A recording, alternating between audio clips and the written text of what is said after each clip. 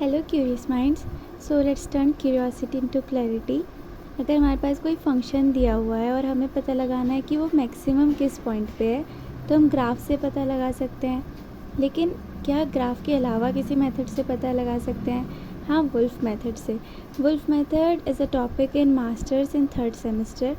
Wolf method और convex simplex method से एक क्वेश्चन आता ही है, तो 20-25 मार्क्स कंफर्म हो सकते हैं वुल्फ मेथड और कॉन्वेक्स सिंप्लेक्स मेथड की, अगर अच्छे से प्रैक्टिस कर ली जाए। सो वुल्फ मेथड स्टार्ट करते हैं। इसमें जो स्टैंडर्ड प्रॉब्लम होती है वो मैक्सिमाइज़ में दी होती है। यहाँ पे मैक्सिमाइज़ में ही है। अगर मिनिमाइज़ में होता तो इसको माइनस से मल्टीप्लाई करके मैक्सिमाइज़ में चेंज कर लेते। उसके बाद वुल्फ मेथड में हमें ये 4 इक्वेशन सॉल्व करनी होती है, ये याद करनी है। Ax = b, 2qx minus a transpose mu plus lambda = minus c, lambda x = 0 और x और लैम्डा पॉजिटिव होने चाहिए। उसके बाद a जो होगा वो इनइक्वालिटी से बनेगा। अब इसको हमें इनइक्वालिटी को इक्वालिटी में चेंज करना है, तो ये 4 से कम है तो इक्वल कब होगा? कुछ ऐड हो जाए अगर, तो इसीलिए हमने x3 ऐड कर लिया। उसके बाद जो इसके कोफिशिएंट्स होंगे वो हमारा A मैट्रिक्स बनाएगा। और Q मैट्रिक्स जो यहाँ पे यूज़ होगी वो ऐसे बनती है कि x1 स्क्वायर का कोफिशिएंट यहाँ पे -1, x2 स्क्वायर का कोफिशिएंट यहाँ पे -1, x3 स्क्वायर का कोफिशिएंट इसमें z में 0, और ऐसे ही x1 x2 का जो कोफिशिएंट होगा उसको 2 से डिवाइड करेंगे। ऐसे करके यहाँ पे वो 0 x1 x2 का कोफिशिएंट तो 0 / 2 0, ऐसे करके Q मैट्रिक्स आ जाएगी। और इसी Z में जो x1 x2 और x3 के कोफिशिएंट्स होंगे वो हमारी C मैट्रिक्स बनेगी। तो वो क्या है यहाँ पर 4 2 और 0, तो C ये हो गया।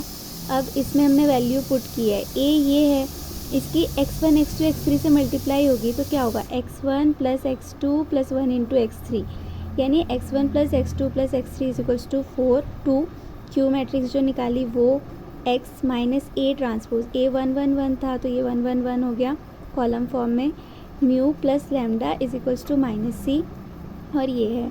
उसके बाद हम यहाँ पे म्यू को μ1 - μ2 पुट करते हैं, वो हमने किया। उसके बाद ये सारा इधर राइट हैंड साइड पॉजिटिव होना चाहिए, इसलिए इन दोनों को माइनस से मल्टीप्लाई कर दिया। उसके बाद हमें यहाँ से बनाना है आइडेंटिटी मैट्रिक्स बनानी है कोफिशिएंट से। तो यहाँ पे x3 का कोफिशिएंट 1 है और नीचे 0 0 0, तो 1 0 0 मतलब आइडेंटिटी मैट्रिक्स की पहली कॉलम हमें दिख रही है। लास्ट यहाँ से दिख सकती है 0 0 0, लैम्डा 3 के ऊपर सब 0 हैं कोफिशिएंट और नीचे 1, तो 0 0 0 1। इसका मतलब हमें चाहिए 0 1 0 0 और 0 0 1 0 0, मतलब उसका यहाँ पे एक 1 होना चाहिए कोफिशिएंट और ऊपर 0, तो यहाँ पे u1 ऐड कर देंगे। और फिर चाहिए 0 0 1 0, तो यहाँ पे u2 ऐड कर देंगे। तो ये हमारा फाइनल हो गया। उसके बाद हम इसको फेज़ 1 मेथड से सॉल्व करेंगे, जो कि ये होता है कि जो हमने बाद में ऐड किया उनका निगेटिव यानी -u1 -u2, और इन सबको एज इट इज़ लिख देंगे। अब ये मैंने ऐसे स्पेस छोड़ के इसलिए लिखा है क्योंकि इनको मैट्रिक्स फॉर्म मतलब कॉलम फॉर्म में लिखना है। अब तो x1 के कोफिशिएंट मुझे ईजिली दिख जाएंगे 1 2 0 0 1 0 2 0। तो ऐसे करके ये हमारी मैट्रिक्स, इसको याद करना है कि सबसे पहले बेसिक वेरिएबल जो हमारी आइडेंटिटी मैट्रिक्स बनी वो कहाँ से बनी? यहाँ से 1 0 0 0, यानी एक तो ये हो गया x3, इसलिए यहाँ पे x3 है बेसिक वेरिएबल। 0 1 0 0 कहाँ से आया? यहाँ से 0, u1 का ऊपर 0 है तो 0 1 0 0, यानी u1 है, इसलिए यहाँ पे u1 लिख दिया बेसिक वेरिएबल में। ऐसे 0 0 1 0 कहाँ से आया? u2 से, इसलिए u2।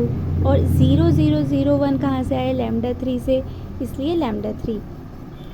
उसके बाद जो ये RHS होता है उसको XP में लिख देते हैं, और यहाँ पे जो इसके कोफिशिएंट होंगे u1 और u2 के, तो -1 -1, इसलिए यहाँ पे -1 -1। यहाँ पे x3 और लैम्डा 3 तो नहीं है, तो ये 0 0 हो गया। ये हमने यहीं से लिखा है -u1 -u2, तो सिर्फ u1 और u2 के सामने -1 -1 लिखा है, बाकी सब तो कुछ नहीं था तो 0 है। अब ये मैट्रिक्स एज इट इज़ लिखनी है 1 2 0 0, इसलिए आया 1 2 0 0, और यहाँ से आएगा 1 0 2 0, तो ये 1 0 2 0। ऐसे ही सब का लिख देंगे। जैसे कि म्यू 1 का क्या होगा, 0 1 1 माइनस 1, तो ये हो गया 0 1 1 माइनस 1। ऐसे ही सबका लिखने के बाद इनकी